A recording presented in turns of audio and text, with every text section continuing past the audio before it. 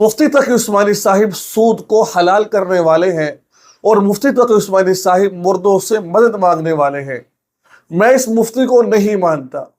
آپ کو پتہ ہے سوشل میڈیا کے اوپر جب بقرہ عید آتی ہے تو ایک بندہ منڈی چلا جاتا ہے اور وہ یہ شور لگاتا ہے کٹے کی قربانی نہیں کرنی، کٹے کی قربانی نہیں کرنی، جن کا نام ہے علامہ عبدالقیوم ظہیر جاہل صاحب، جس کو اتنا بھی علم نہیں ہے کہ مفتی کون ہوتا ہے، متقی کون ہوتا ہے اور جاہل کون ہوتا ہے۔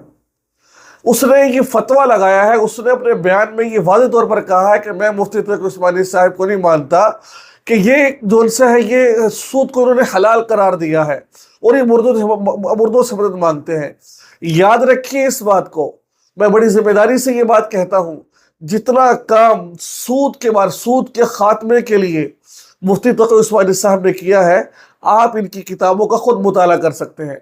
مفتی تقی عثمانی صاحب کی کتابیں بہت زیادہ ہیں اور میزان بینک کے حوالے سے، بہت سارے بینک کے حوالے سے مفتی صاحب نے جو ایک کام کیا ہے دنیا اس کو یاد رکھے گی، ٹھیک ہے۔ اور مفتی تقی عثمانی صاحب بھی عام شخصیت نہیں ہے۔ دنیا کے اندر جو اگر لوگوں کی گنتی کی جائے کہ جو علمی اعتبار سے سیر فہرست ہیں، ان میں مفتی تقی عثمانی صاحب کا پہلا نمبر آتا ہے۔ کوئی معمولی شخصیت نہیں ہے۔ علامہ صاحب، علامہ عبدالقیوم ظہیر صاحب، آپ جیسے جاہل آدمی کو کیا پتا؟ اپنے ابوں سے جا کے پوچھو جو آپ کے بڑے ہیں، ان کے ہاں ان کی کیا قدر و قیمت ہے۔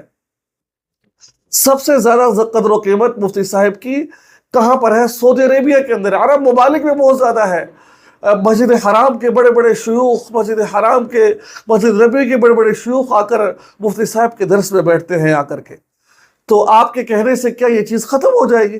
ایسا نہیں ہے۔ آپ جتنے مرضی کنکر مار لیجیے، کچھ نہیں ہوگا ان کو۔ ان کی شخصیت بہت اونچی اور بہت اعلیٰ ہے۔ اور دوسرے نمبر پر آپ نے یہ بات کہی کہ میں نے جیسے آپ سے کہنا کہ آپ مفتی تقی عثمانی صاحب کے بارے میں اگر پڑھنا چاہتے ہیں ان کی کتابوں کو پڑھیے، سود کے خاتمے کے بارے میں ان کی کتابوں کو پڑھیے، آپ خود اندازہ لگائیں گے انہوں نے سود کو حلال قرار دیا ہے یا سود کو ختم کرنے کی کوشش کی ہے، ٹھیک ہے۔ دوسرے نمبر آپ نے کہا کہ مردوں سے مدد مانگتے ہیں۔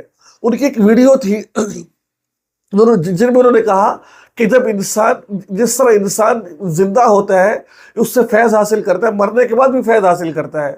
اس کا مطلب کیا ہے؟ اس کا مطلب یہ ہے کہ ایک آدمی مر جاتا ہے، جیسے کہ مفتی صاحب فوت ہو جاتے ہیں، ان کی کتابیں کتنی زیادہ ہیں، اب ان کی کتابوں سے لوگ فیوز حاصل کرتے ہیں، فائدہ حاصل کرتے ہیں، ٹھیک ہے۔